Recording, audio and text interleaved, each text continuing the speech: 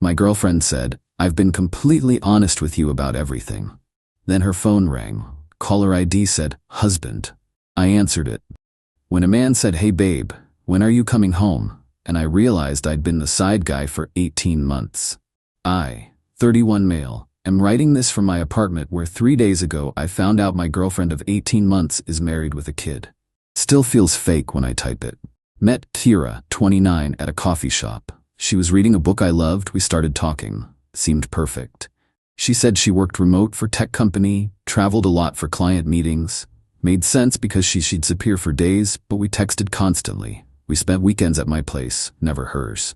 Said her roommate was super weird about guests. I bought it. My apartment was nicer anyway. 3 days ago she was on my couch. I was doing dishes. Her phone rang on the coffee table. Caller ID, "Husband." I stared at it, picked it up, answered. "Hey babe, when you coming home? Izzy's asking about you." Guy's voice, comfortable, familiar. "Who's this?" I said, long pause. "Who the hell are you? Where's Kira?" "Noah, Kira's boyfriend. Who's Izzy?" "Her daughter. I'm Blake, her husband. Where is my wife?" The bathroom door opened. Kira walked out, saw me with her phone, went white. "Noah, I can explain. Your husband wants to know when you're coming home. Your daughter is asking about you." Swat, she lunged for the phone. I held it away. "Blake, you should come get your wife. I'll text you my address." "On my way." Hung up, looked at Kira. "You're married. It's not what you think. You have a daughter." "Noah, how old? How old is Izzy?" 4. 4 years old. A whole kid, a whole husband, a whole life I knew nothing about. "Get out. Noah, please just listen. Get out, now." She started grabbing stuff, crying, trying to explain. Kept saying it's complicated, and I was going to tell you, and I really love you. I didn't say anything, just stood there holding her phone. She left. I locked the door. Blake showed up maybe 30 minutes later. Big guy, looked exhausted and pissed. "How long?" he asked. "1.5 years." Jesus. She told me she started a new project, had to travel for work, sometimes stayed near client offices. I believed her. She told me the same thing. We stood there, 2 idiots. "She mentioned me?" Blake asked. "Never." "Yeah, she never mentioned you either. I'm home with our kid while she's..." He couldn't finish. We just stood there for a minute, then he left. I sat on my couch and stared at the wall for like 3 hours. Next morning, Kira started blowing up my phone. Must have sent like 50 texts. "Noah, please. I can explain everything. It's not what it looks like. Blake and I haven't been good for years. I was going to leave him. I just needed time. I love you. Please talk to me." I sent one message back. "Don't contact me. We're done." She replied immediately. "Noah, please. I can explain. Blake and I are basically roommates. Haven't been intimate in years. I was going to file for divorce, but I needed to do it right for Izzy. I love you. Only you. Please." Blocked her. Then I looked her up properly. Found her Facebook. Public profile. Wedding photos from 6 years ago. Baby pictures. Family vacations. Blake's arm around her. Izzy on her lap. The whole happy family thing. And mixed in? Recent posts. Date night at restaurants I'd taken her to. Weekend getaway from trips we'd taken together. Carefully cropped so I wasn't in them. Captions like "treating myself" and "self-care Saturday." She documented our entire relationship publicly while hiding me. I felt like the world's biggest moron. Blake contacted me a couple days later, found me on social media, asked if we could meet. I said yeah, met at a bar, both ordered whiskey. Seemed appropriate. I kicked her out, Blake said. That night, after I picked her up from your place, told her to leave. Where'd she go? Her sister's. She tried the whole "it's complicated" thing with me too. I told her to save it. How's your daughter? Confused, asking why mommy's not home. I told her mommy's at Aunt Jenna's for a bit. He took a drink. Don't know what to tell a 4-year-old about this. That's rough. Want to know the really messed up part? Found receipts. She's been using our joint credit card for your dates. The one I thought was for business expenses. My stomach dropped. What? Yeah, fancy dinners, hotels, that wine country weekend you mentioned. I paid for half of that. I paid for most of our stuff, I said. But sometimes she'd insist on treating me. With my money. Blake laughed, but it wasn't funny. She charged like $3,000 in 6 months on stuff for you two. I thought it was client dinners and work hotels. We kept talking, comparing notes. The picture got worse. She told Blake she was working on a major project that needed travel. told me the same thing with different clients. Weekdays with Blake and Izzy, weekends and some weeknights with me. Whenever there was overlap, she claimed emergency meetings or project deadlines. 18 months, Blake said. 18 months of lying to both of us every single day. You ever suspect anything? No. She was good. Really good. She'd come home from work trips and tell me about conferences, people she met, had answers for everything. Same. She'd tell me about her roommate's drama, her coworkers, all fake. She doesn't have a roommate. That's me and Izzy. We kept going through stuff. Blake showed me Kira's Instagram post from 4 months ago. Girls' trip. With her sister. I knew that weekend. That was when Kira and I went to the coast. She told me her sister canceled last minute. She told you she was with Jenna? I asked. Yeah, sister bonding time. Even called me from Jenna's place to say goodnight to Izzy. She called me that same night from the hotel bathroom. Every trip, every work event, every girls' night, we matched them up. She'd been juggling both of us perfectly. Why? Blake asked. If she wasn't happy with me, why not just divorce? Why drag you into it? She told me she'd been single for a while before we met. She tell you about Izzy? Never. Blake looked at his drink. She's not a great mom. I love my daughter, but Kira's always been distant. Like motherhood wasn't what she expected. I do most of the parenting. She'd use work to escape. So she was escaping her family and pretending to be single with me. Looks like it. I'm filing for divorce, Blake said. Already got a lawyer. Adultery matters here. I'm documenting everything. You need me to testify? If it comes to that, yeah. Would you? Absolutely. She doesn't get to wreck both our lives and walk away clean. We exchanged numbers. He showed me pics of Izzy. Cute kid. She deserves better than this, Blake said, looking at his daughter's photo. When we left, I felt weird.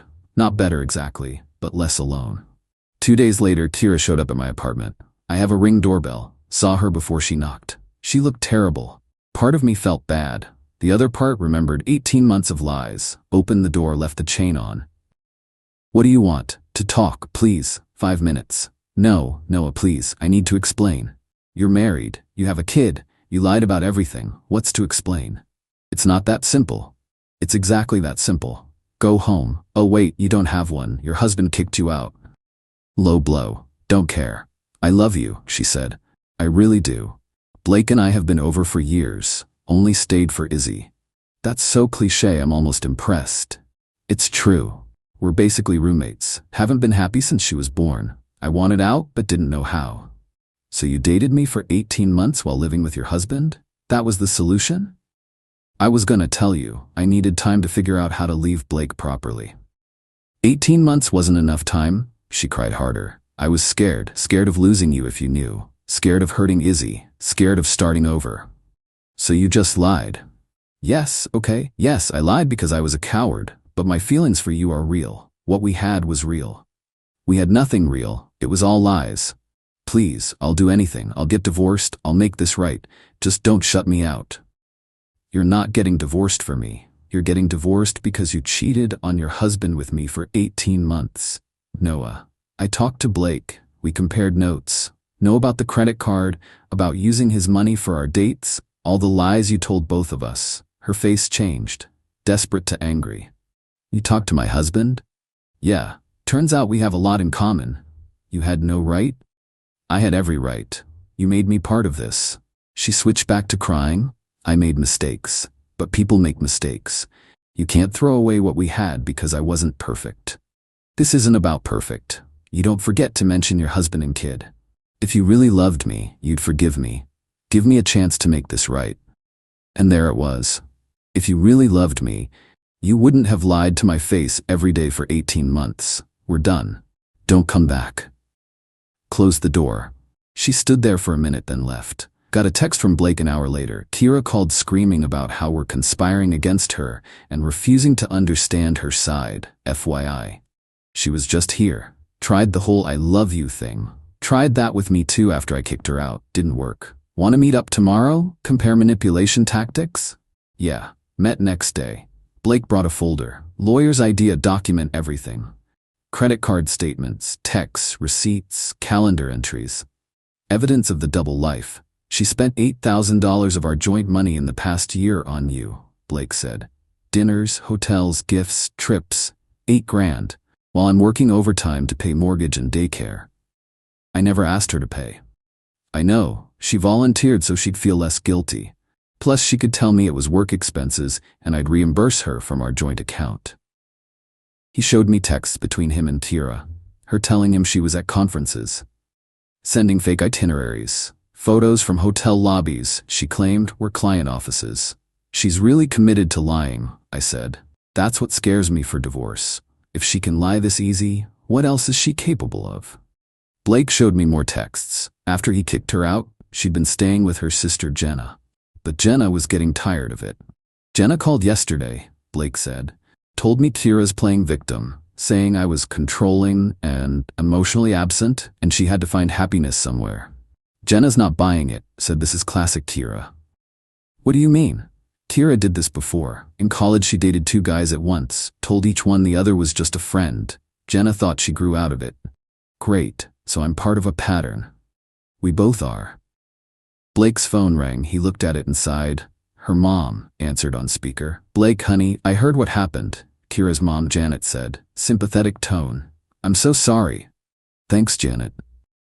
I want you to know I think what Kira did was unacceptable. Completely unacceptable. Blake and I looked at each other. I appreciate that.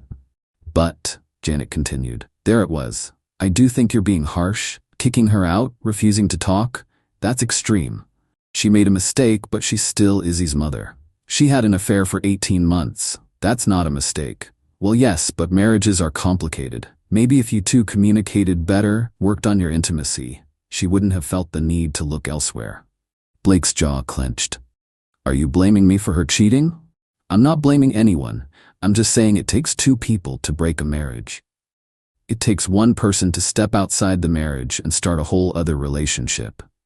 You're being very black and white, Blake. Life is messy. People make mistakes. If you love someone, you forgive. I love my daughter, which is why I'm protecting her from learning that lying is okay if you feel justified. Janet sighed. Fine, be stubborn. But don't cry to me when Izzy grows up without her mother because you couldn't be the bigger person. Blake hung up. Wow, I said. Yeah, that's Kira's family. Nothing's ever her fault.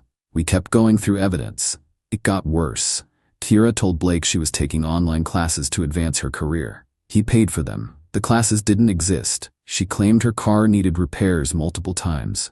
Blake paid. Car was fine. She said she was helping Jenna with expenses after Jenna lost her job. Blake sent money. Jenna never lost her job and never got money. Where'd it all go? I asked. Probably to fund her other life. Nice clothes, makeup, spa days to look good for you. She never mentioned money problems, because I was funding her side piece lifestyle without knowing. Blake's phone buzzed. Text from Tira. I know you're with Noah. Jenna saw you at the bar. You guys are pathetic, bonding over hating me. Hope it makes you feel like big men. Blake showed me. I took his phone and typed, actually makes us feel like idiots for not seeing through your lies sooner, but we're learning. 3 seconds later, she called. Blake answered, speaker on. Don't you dare respond to my texts, Kira screamed. Blake, what the hell? You're letting him use your phone? He's helping me catalog your lies. There's a lot to cover. You two are sick, getting together to bash me, making me the villain when my life is falling apart.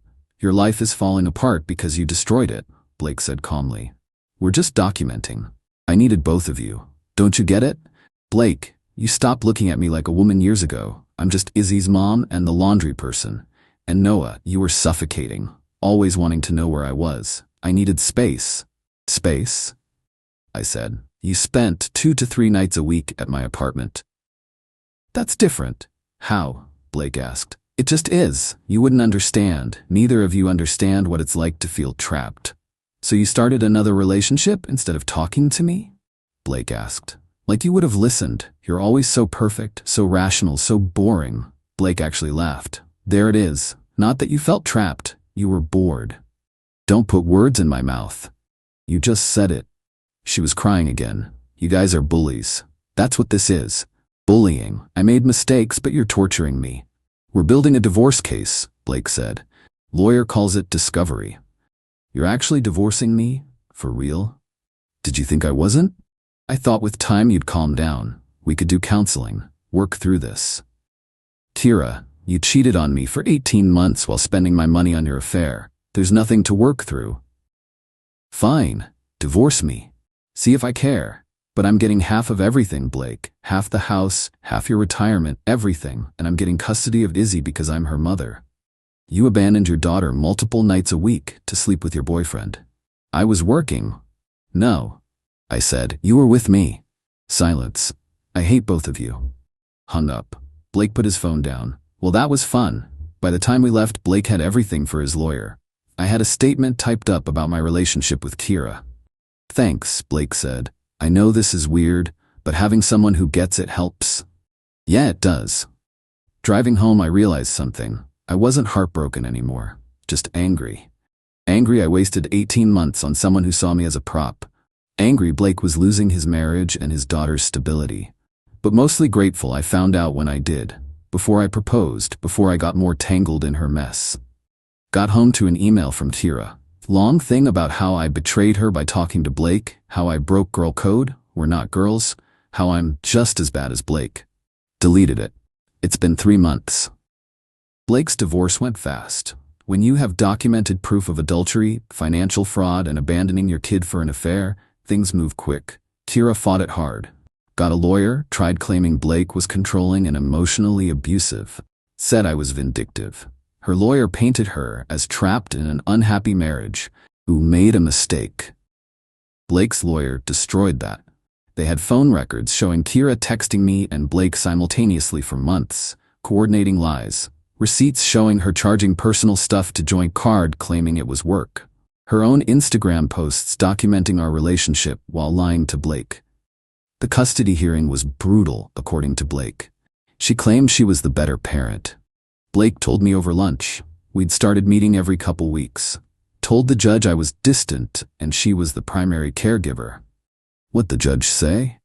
Asked her to explain why daycare records showed I did all pickups and drop-offs, and why Izzy's pediatrician had only met me, never her. Damn. Yeah, her lawyer tried to talk about quality time versus quantity time. Judge wasn't having it. Asked Kira directly how many bedtimes she'd done in 6 months. What'd she say? Couldn't answer, because the real answer was maybe 5 out of 180 nights. Blake got primary custody. Kira got supervised visitation every other weekend until she completes parenting classes. She lost the house, only got 30% of assets because of the money she stole for our relationship, has to pay Blake back $8,000. She called after the judgment, Blake said, screaming about how the judge was biased, the system's rigged, her lawyer was incompetent. Any responsibility? Not even a little, still the victim. She tried contacting you, blocked her everywhere, but she tried from other numbers, always begging for another chance or accusing me of conspiring with you to destroy her. Blake paid for lunch like always, said technically she already bought you enough meals with my money.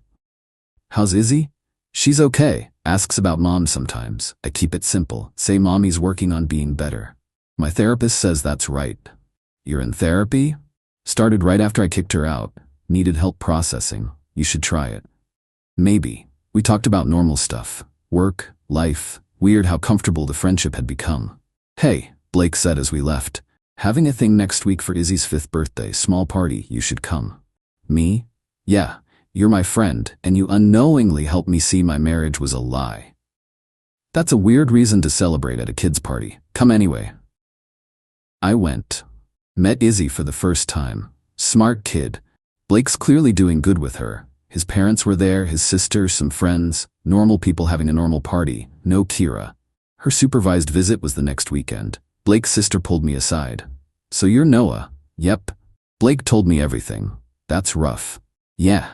For what it's worth, never liked Kira. She always seemed fake, like performing instead of being real. Pretty accurate. Blake seems better now, lighter. She was right. Blake looked happy, tired but happy. Leaving the party, Blake walked me out. Thanks for coming. Thanks for inviting me. Weird how this worked out. My wife cheats on me with you. We become friends. Now you're at my daughter's birthday. Life's strange. You doing okay? Yeah, I am. Still sucks sometimes, but I'm not drowning. Good. You deserve better than what she gave you. You too. I drove home feeling weirdly at peace. I'd spent 18 months with someone who didn't exist.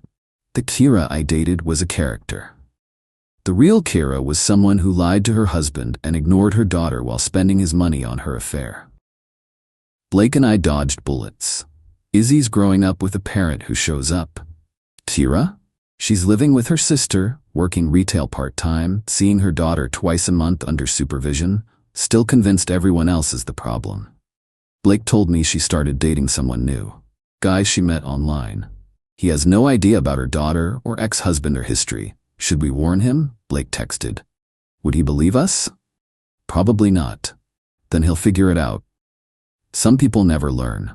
Kira's one of them. She'll keep making messes, blaming everyone else, never looking in the mirror. Not my problem anymore. Blake and I still meet for lunch every few weeks. Sometimes we talk about the whole situation. Sometimes just normal stuff. He's a good friend. One I never would have had if his wife hadn't cheated on him with me. Weird how life works. That's where I'm at. No perfect ending. No dramatic revenge. Just real life. Messy, complicated real life. Kira's facing consequences. Lost her marriage, lost custody, lost assets, lost respect, but she's still out there lying, still refusing to take responsibility. Blake's moving forward. Izzy's adjusting. I'm healing. Sometimes that's enough.